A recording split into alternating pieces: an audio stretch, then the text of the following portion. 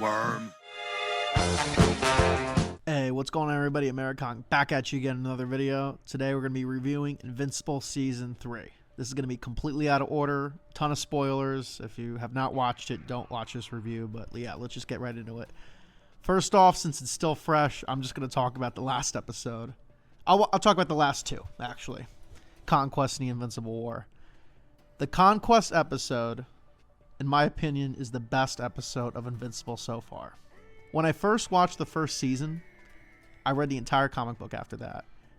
This is my favorite part of the comic book, and it was beautifully adapted. I mean, beat for beat. They took some creative liberties. Most of them I liked, actually. I think it's hard to do because it's almost a perfect fight, but I think they even improved upon it. I mean, in some ways. So let me start off with the one little nitpick I have about the fight. I think the pace was just a bit slower than in the comics, which I don't prefer, but that's it.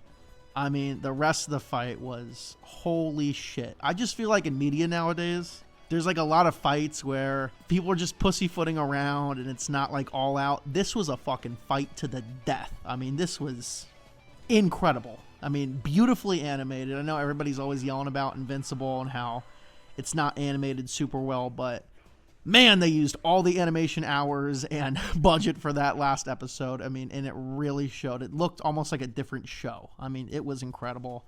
Mark was just vicious, dude. Towards the end, I've actually looked at that fight when they've had like hard moments in my life to help get through them. I mean, it is a incredible fight. One of my favorite fights in comic book history. I love what they did with Eve. They gave her a little bit more of a fight versus Conquest, which was good. The voice acting was incredible. The quotes were incredible. It was just a great fight. I even liked Conquest's like little lonely speech he had where he was talking about how he was so alone because everybody's afraid of him in the Viltrum Empire and they keep sending him on missions and how nobody understands him. I think it added some needed depth to him. You know, I like that he's just like so evil and conniving in the comics, and he's still like that in the show, but I think it added some nice depth to him. But man, that fight was brutal. Everything was great. I mean, awesome fight. I just watched it 4 times. But yeah, definitely my favorite episode of the season. Not close was the last one. Kind of like season 1. Next best episode, Invincible War. Great adaptation. There were a few more things I didn't like about that episode. I thought the animation was very good. But wasn't as the same as the last episode, which is, you know, I know there's constraints on everything, but little disappointed that it wasn't up to the same as the last episode, just because I love the Invincible War from the comics almost as much as I love that Conquest fight. The Rexplode, his death, I did like, but in the comics it was a little bit more badass. I liked the, what that Mark said to Rexplode right before he killed him, and then Rex just had like the one-liner, "my skeleton." I thought that was a little bit more badass. Other than that, it just felt a little smaller than in the comics, not as grand of a scale.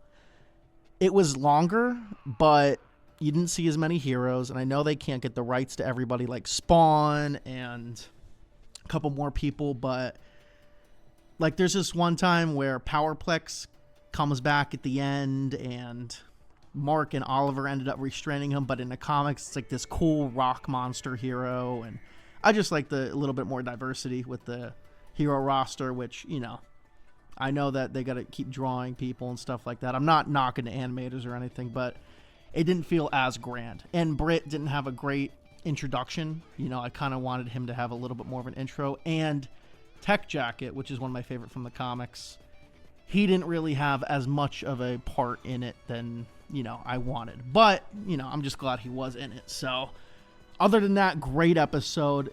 Stephen Yu, his voice acting is phenomenal. He's able to differentiate between all the different evil marks, make them all feel very distinct. That's really, really cool.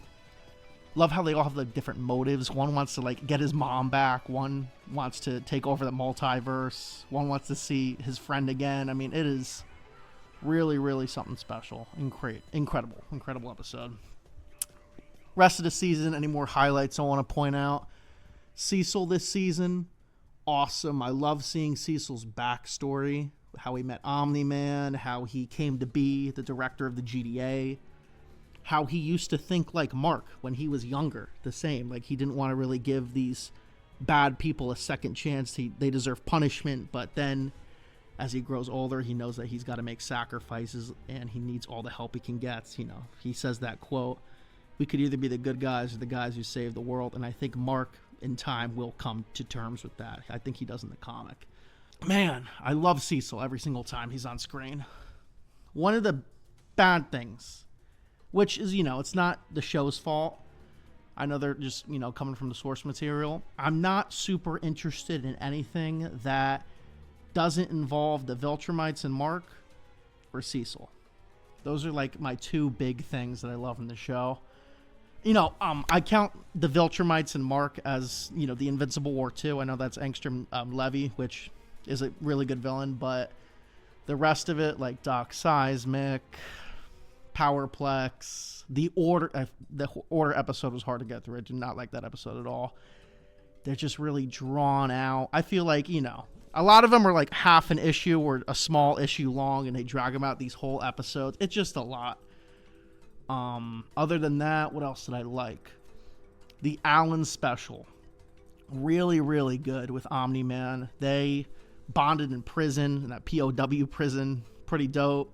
Battle Beast, they kind of inserted there. I don't know if he was in the comics there. I might be mistaken, but looked really cool. Fight was great.